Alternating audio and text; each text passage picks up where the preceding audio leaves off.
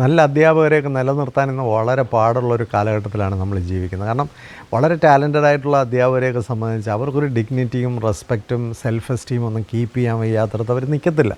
പലപ്പോഴും എന്താ സംഭവിക്കണമെന്ന് ചോദിച്ചാൽ അധ്യാപനത്തെപ്പറ്റി യാതൊന്നും അറിയാത്ത, അല്ലെങ്കിൽ വിദ്യാഭ്യാസത്തിൻ്റെ ഒരു സാമൂഹികമായ പശ്ചാത്തലത്തെക്കുറിച്ചോ വിദ്യാഭ്യാസത്തിൻ്റെ ഒരു സാംസ്കാരികമായ തലത്തെക്കുറിച്ചോ ഒന്നും അറിവില്ലാത്ത ആൾക്കാരാണ് പലപ്പോഴും ഇത്തരം ഇൻസ്റ്റിറ്റ്യൂഷൻസിനെയൊക്കെ നയിക്കുന്നത്. അപ്പോൾ അവിടെയാണ് ഇതിൻ്റെ വലിയൊരു ദോഷകരമായ കാര്യം എന്ന് പറയുന്നത്. വളരെ രസകരമായൊരു കാര്യം എന്താണെന്ന് വെച്ചാൽ വിദ്യാഭ്യാസത്തെപ്പറ്റി തീരുമാനമെടുക്കുന്ന പല സ്ഥലങ്ങളിലും അവിടെ അധ്യാപകരുടെ ശബ്ദമില്ല. അതിനുമായി ബന്ധമില്ലാത്ത ആൾക്കാരാണ് ഇതൊക്കെ തീരുമാനിക്കുന്നത്. ഒന്ന് ആലോചിച്ച് നോക്കിയാൽ ഒരു പാചകത്തെപ്പറ്റി അറിയാൻ വയ്യാത്തവർ തീരുമാനമെടുത്താൽ എങ്ങനെ ഇരിക്കും? നിയമപരമായ കാര്യങ്ങളെക്കുറിച്ച് അതുമായി ബന്ധപ്പെട്ട നിയമം അറിയാൻ വയ്യാത്ത ആൾക്കാർ തീരുമാനമെടുത്താൽ എങ്ങനെ ഇരിക്കും? അവിടെയാണ് പ്രശ്നം വരുന്നത്. വിദ്യാഭ്യാസത്തിൻ്റെ പല പോളിസി മേക്കിങ്ങിലും അധ്യാപകരുടെ സാന്നിധ്യമില്ല. ഇത് വളരെ പ്രധാനമായൊരു കാര്യമാണ്.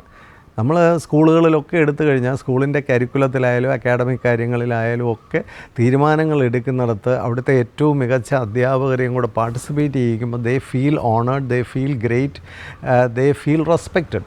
ഇതൊന്നുമില്ല. ഇന്ന് എന്താ പ്രശ്നം? നല്ല അധ്യാപകർ പലപ്പോഴും സ്വന്തം ഇൻസ്റ്റിറ്റ്യൂഷനിൽ ഐഡൻറ്റിഫൈ ചെയ്യുന്നില്ല, റെക്കഗ്നൈസ് ചെയ്യപ്പെടുന്നില്ല, റെസ്പെക്റ്റ് ചെയ്യപ്പെടുന്നില്ല.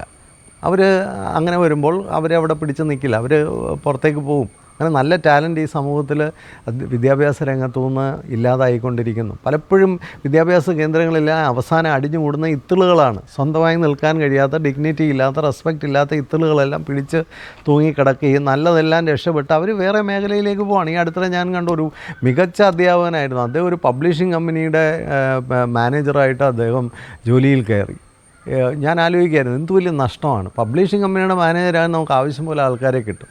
മികച്ച അധ്യാപകരെന്ന് പറയുന്ന ഒരു മൈക്രോസ്കോപ്പിക് മൈനോറിറ്റിയാണ്. അവരെ നിലനിർത്താൻ വിദ്യാഭ്യാസത്തിന് കഴിയുന്നില്ലെങ്കിൽ അത് ആ വിദ്യാഭ്യാസം ഒരു ദുരന്തമാണ്.